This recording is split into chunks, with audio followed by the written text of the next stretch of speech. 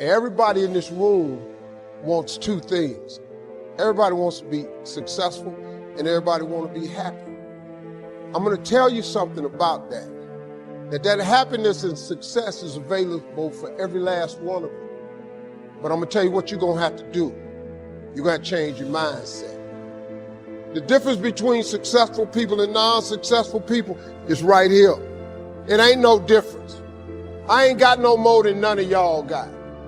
God gave me the same thing he gave y'all. God loved me the same as he loved all y'all.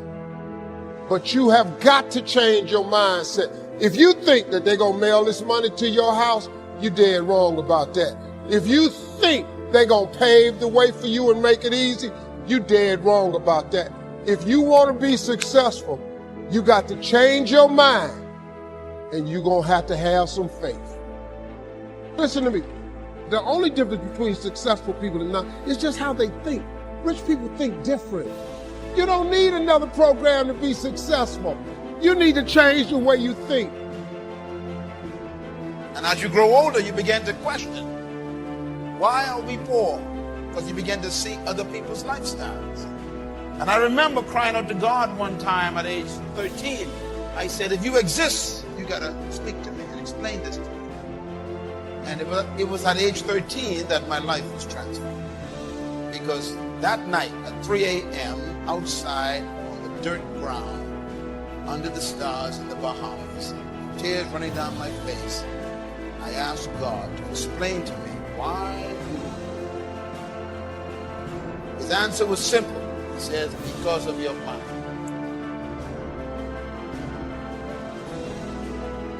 At age 14, I wrote on paper everything I wanted to be and to do. Today, I am doing those things.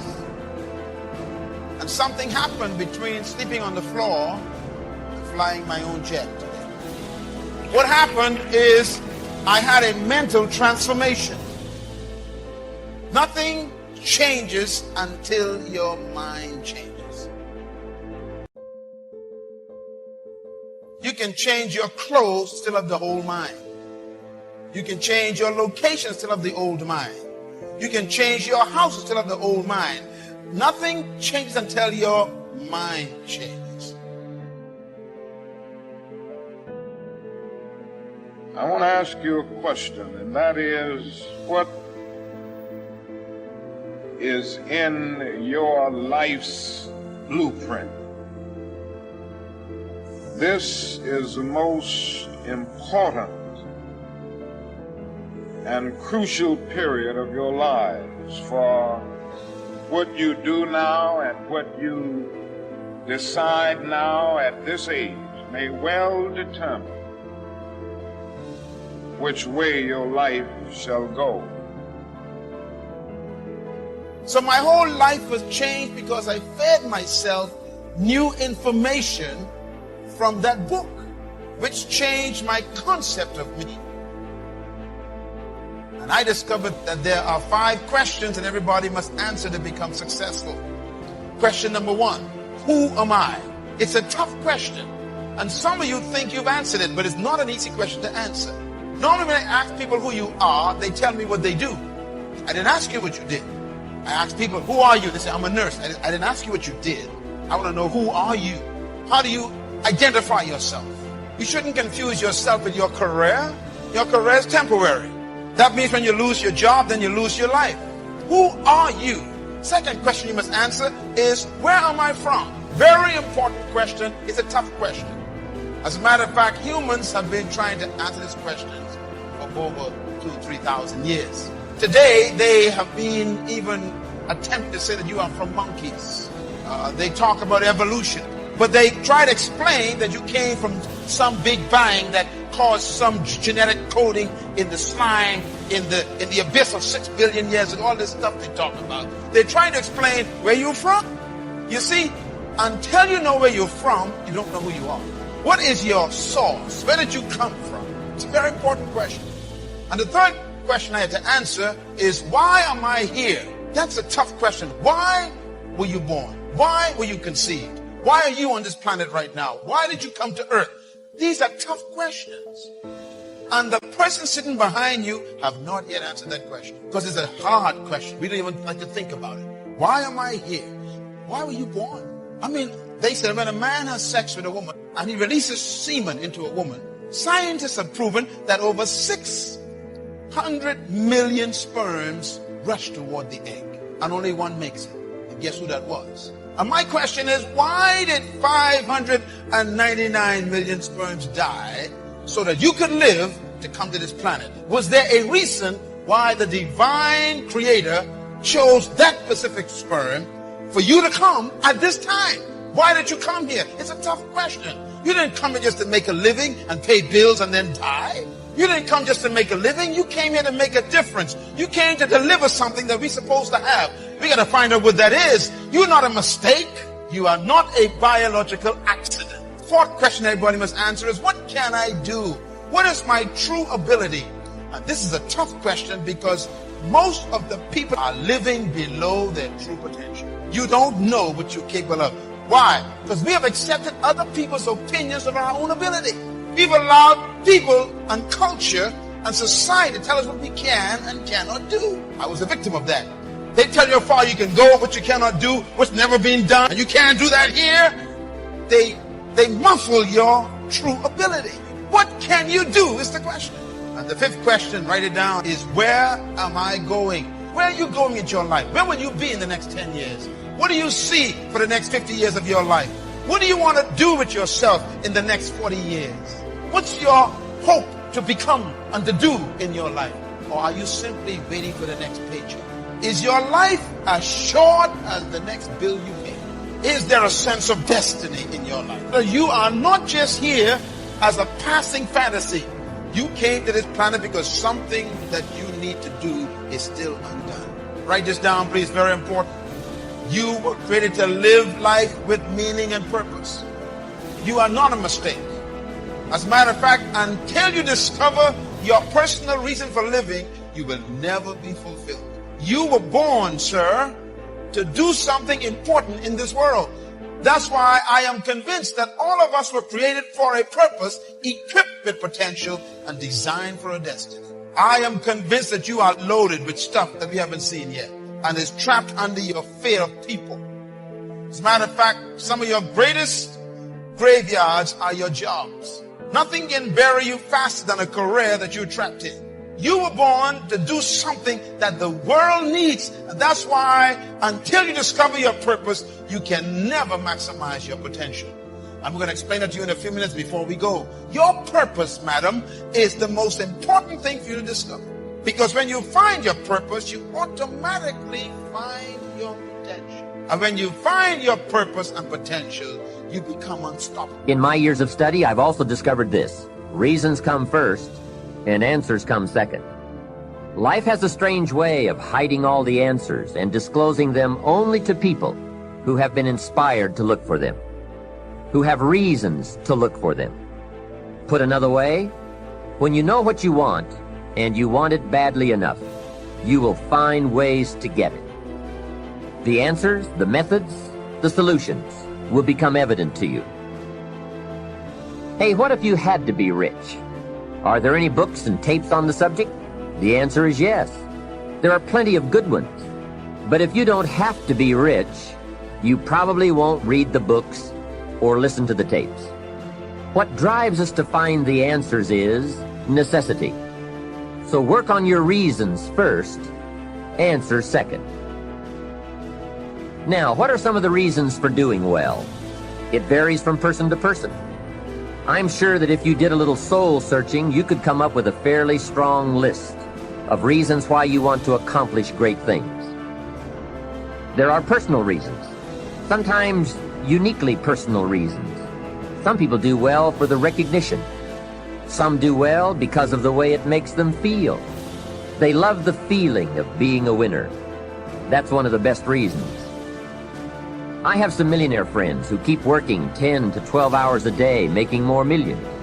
And it's not because they need the money. It's because of the joy, pleasure, and satisfaction that come to them from being constant winners. To them, money is not their main drive. It's not the money. It's the journey. Once in a while, someone says to me, if I had $1 million, I'd never work another day in my life. Hey, that's probably why the good Lord sees to it that he doesn't get his million. Because he just quit. Family is another reason, or motivator for doing well. Some people do extremely well because of other people. And that's a powerful reason. Sometimes we will do things for someone else that we would not do for ourselves. We are made that way. I met a man who once said to me, Mr. Rohn, to do everything I want to do around the world with my family, I need at least $250,000 a year. I thought, incredible. Could a man's family affect him that much? And the answer is, of course. How fortunate are the people who find themselves greatly affected by someone else. It's powerful. Benevolence, the desire to share, can be a powerful reason for wanting to achieve. Some people do extremely well gathering up resources, so they can then be benefactors. When Andrew Carnegie, the great steel magnate, died, his desk was opened, and in one of the desk drawers was found a slip of paper. On that slip of paper, Mr. Carnegie had written his goal for his life, and he wrote it when he was in his 20s. On that slip of paper he had written, I'm going to spend the first half of my life accumulating money. I'm going to spend the last half of my life giving it all away. That's terrific. He was so inspired by that goal that during the first half of his life he accumulated $450 million. And during the last half of his life, he gave it all away. How powerful. Passion is the feeling you have that you would probably do this for free.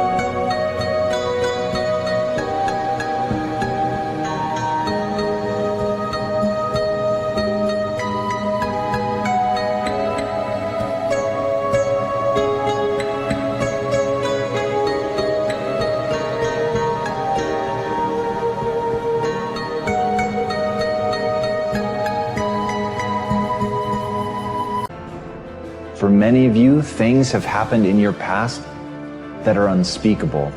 And whether that's something big or whether it's something small, each one of us has something inside of us that hurts. It's something that we wish weren't so. It's something that we focus on when we're alone. It's the thing that keeps us up at night. It's the thing that wakes us up in the morning. It's the thing that we obsessively come back to over and over and over for whatever reason that we think means that we're not good enough. But I also know that inside each one of us is something beautiful, that even in the midst of pain, if you allow yourself to focus on that, to feel the joy, to not just think about it, but to actually feel the joy, it will begin to crowd out the pain. It will actually take that room. And just like when you're trying to create something amazing in your life, do not waste time trying to tear down the old. If you're trying to create something beautiful in your life, spend all of your time trying to build that new thing. So if you want to feel joy, don't try to eradicate the pain. Instead, focus all of your energy on that joy and let it become so bright that it ultimately takes over the pain. And as Aristotle said, it is during our darkest moments that we must focus to see light. Because somewhere when we make this click, when we make something a must, we attach ourselves to it. It becomes part of our identity. Well, Bill C-16 purported to do nothing but extend human rights provisions to an excluded group, let's say, to the transgender and non-gender binary types. And that was the federal legislation. had also made it a hate crime to discriminate or harass, essentially. So now then the question is, well, what exactly do you mean by discriminate or harass? And why exactly is that a hate crime under the criminal code? Well, there was an answer to that. The answer was, well, this bill will be interpreted in light of the policies generated by the Ontario Human Rights Commission. Very large set of policies. Now, the Ontario Human Rights Commission is a radically leftist organization. I think it's the most dangerous organization in Canada, although you could debate that. And they set out all sorts of policies about how this legislation was going to be interpreted. And the federal government linked to their website to state that Bill C-16 would be interpreted in light of those guidelines. So I went and read all the policies. Well, one of the policies was that if you didn't use the preferred pronouns of a given group, that you could be charged essentially with a hate crime. And I thought, no, Which that's given group is that? You're talking about transgender people. Yeah, and so there's all these pronouns that have come up. There's 70 different sets of pronouns approximately to hypothetically describe people who don't fit anywhere on the gender spectrum, which is also something that I don't really understand. I don't understand that conceptually.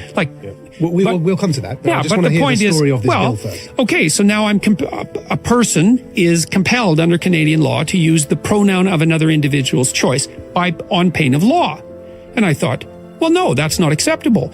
It's one thing to put limits on what a person can't say, like say with hate speech laws, which I also don't agree with, by the way, but that's a different argument. I think it's a narrower argument. But to compel me to use a certain content when I'm formulating my thoughts or my actions under threat of legislative action, I thought, no, what's happened there is the government has introduced compelled speech legislation into the private sphere. It's never happened in the history of English common law. And so I said, there's no way I'm abiding by that. I don't care what your damn rationale is. We're compassionate. It's like, no, you're not. No, you're not. You're playing this radical collectivist left-wing game. You're trying to gain linguistic supremacy in the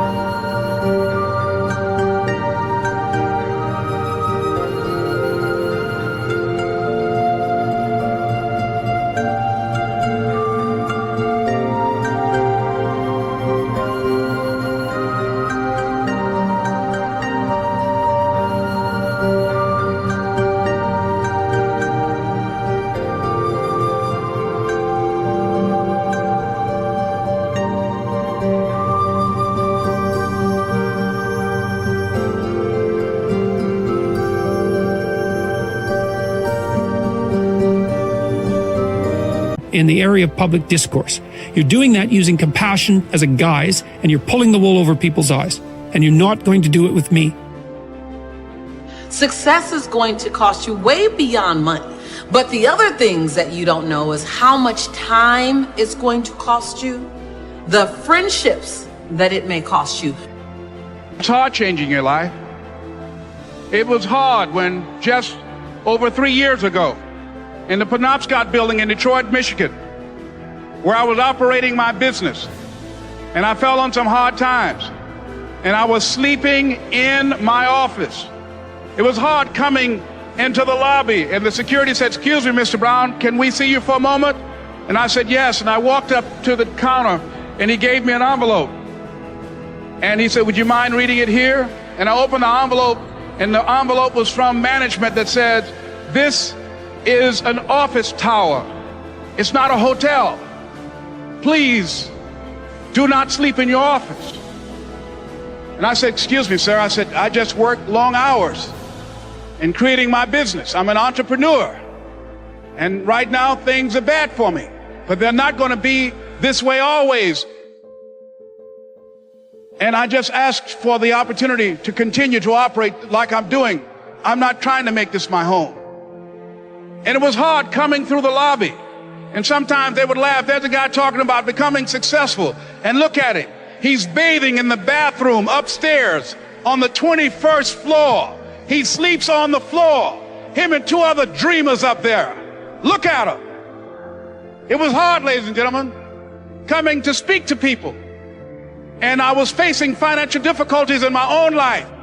I was behind on my bills and my dreams, and I'm saying to them, you can live your dream. It was hard, ladies and gentlemen. It was very difficult to pick myself up each day believing that I could do it. There were times that I doubted myself. I said, God, why is this happening to me? I'm just trying to take care of my children and my mother. I'm not trying to steal or rob from anybody. Why did this have to happen to me? It was very hard. And here's what I want to say to you. For those of you that have experienced some hardships, don't give up on your dream. No one could have convinced me by holding on, by continuing to push forward, by continuing to run toward my dream, that one day I would have my own talk show. It's a long shot, ladies and gentlemen, from Liberty City, an abandoned building on a floor, never knowing my mother or father. It's a long shot. Being here with you today in this dome in Atlanta, it's a long shot. No college training, labeled educable, mentally retarded, but I kept running toward my dream.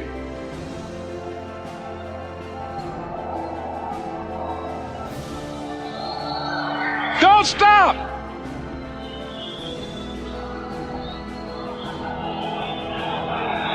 Don't stop.